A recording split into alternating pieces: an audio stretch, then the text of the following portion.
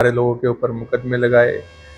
जो हमारे समाज के पढ़ने लिखने वाले बच्चे गांव दर गांव थे, उनको टारगेट किया गया। 2 अप्रैल का जो आंदोलन था वो बेहद जरूरी आंदोलन था। सोचिए यार, क्या हमारी गोलियां चलाएं, कार्रवाई करी, पत्थर बजाए, हमारे लोगों पे तो करे। अच्छा, फिर कहता है उपकार बावरा से बात करेंगे इनकी पॉलिटिक्स के बारे में कि आखिर चल क्या रहा है, उपकार बावरा क्या करना चाहते हैं। शुरुआत जो उपकार बावरा की हुई वो तो सभी लोग जानते हैं कि जो 2 अप्रैल वाला आंदोलन था उसमें उपकार बावरा का बड़ा एक अहम योगदान रहा था। तो शुरुआत उसी से करते हैं।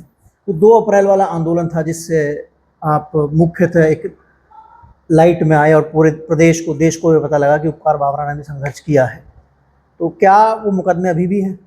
हाँ बिल्कुल, मुकदमे चल रहे हैं और मुकदमों में तारीखें लग रही हैं, तारीखों पे जाते हैं। अच्छा, तो कभी रिग्रेट नहीं होता कि वो नहीं, उस समय वो नहीं करना चाहिए था, इतना लंबा ये चीज़ें हो गई है, बार बार तारीखों पे जाना पड़ता है, दूसरा तरीका कोई अपना लेना चाहिए था? देखो यार, बात जब मान सम्मान की आती है ना, तो आदमी को कुछ ऐसा ठोस कदम उठाना पड़ता है। और ख़ास तौर पे जब सरकारें विपरीत हों आपके। देखो, हमने तो अनुशासित तरीके से तो चीज़ें करी थी भाई। हमारा आंदोलन था, सुप्रीम कोर्ट ने भी उसके बाद में बात जो है अपनी यथावत रखी।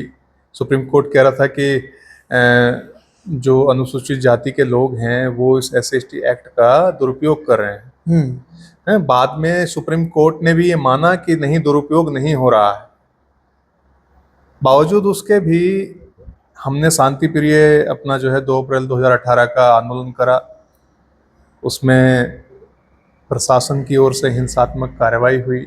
हमारे 9 साथियों को जो है डायरेक्टली सामने से गोली मारी। हम फिर भी चुप रहे, हमने बर्दाश्त किया। हमारे लोगों के ऊपर मुकदमे लगाए। जो हमारे समाज के पढ़ने लिखने वाले बच्चे गांव दर गांव थे, उनको टारगेट किया गया, फर्जी मुकदमे लगाए, फर्जी तरीके से लोगों को जेलों में ठूसा गया।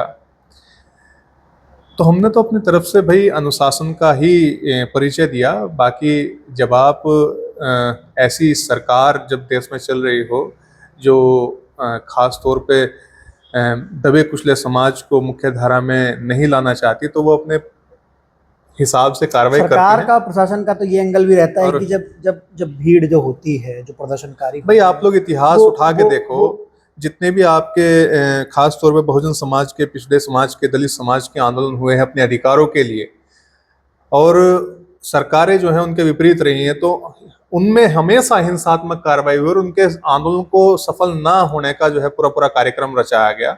तो वही चीज़ें यहाँ पे भी हुई। हमारा आंदोलन बिल्कुल सफल था।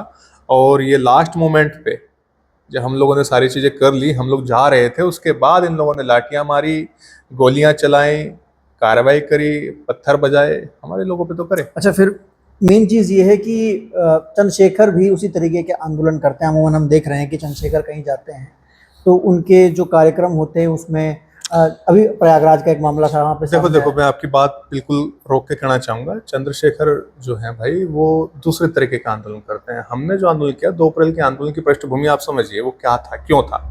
2 अप्रैल का मैं बता रहा हूँ।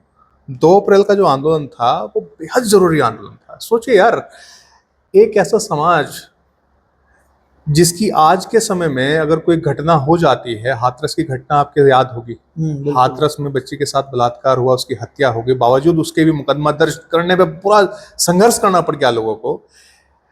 घटनाएं होने के बाद भी इस पृष्ठभूमि पे लोगों की FIR तक दर्ज नहीं होती, और अगर बाई चांस FIR दर्ज हो जाती है तो जो यहाँ की वर्ण व्यवस्था है, उस वर्ण व्यवस्था में जो ऊपर के लोग हैं, अपने आप को ऊपर का लोग कहते हैं, वो लोग इतना दबाव बना देते हैं उस व्यक्ति के ऊपर, पीड़ित व्यक्ति के ऊपर, कि उसको किसी न किसी तरीके से टूटना पड़ जाता है, समझौता करना पड़ जाता है।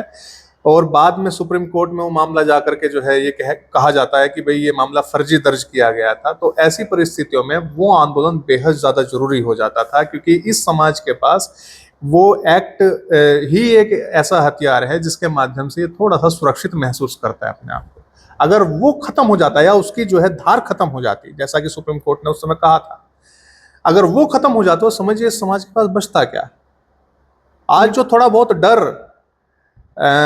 अपराधियों के बीच में या जातिवादी मानसिकता रखने वाले लोगों के बीच में है, तो वो सिर्फ एक्ट का ही तो है कि भाई तत्काल गिरफ्तारी हो जाएगी, अगर किसी को आपने जो है अपशब्द कहा, किसी अनुसूचित जाति के व्यक्ति को गाली दी या उसके साथ मारपिटाई करी, तो आप पे जो है उस एक्ट के तहत कार्रवाई हो जाएगी और उसमें जो है 6 महीने से पहले जमानत नहीं होगी और लोअर कोर्ट से जमानत नहीं होगी, पहले गिरफ्तारी होगी। तो यही खौफ, यही डर तो था। सोचिए अगर यही खत्म हो जाता है तो उस एक्ट के मायने क्या रह जाते और फिर इस समाज की स्थिति क्या हो जाती। जब आज भी सब्बीरपुर जैसी घटना आपके याद होगी, सब्बीरपुर में जो है लगभग 51-52 घरों में हमारे आज के समय में आग लगा दी जाती है। ये एक्ट ना होता तब क्या स्थिति होती। पूरे देश की बात बता रहा हूं। हाथरस जैसी घटना आपके सामने है और भी बहुत सारी घटनाओं का अंबार लगा हुआ है। तो अगर ये एक्ट ना हो तो क्या स्थिति होगी आप समझ सकते हैं। इस स्थिति में ये आंदोलन करना बेहद ज्यादा जरूरी हो गया था। ये मान सम्मान की मारने वाली बात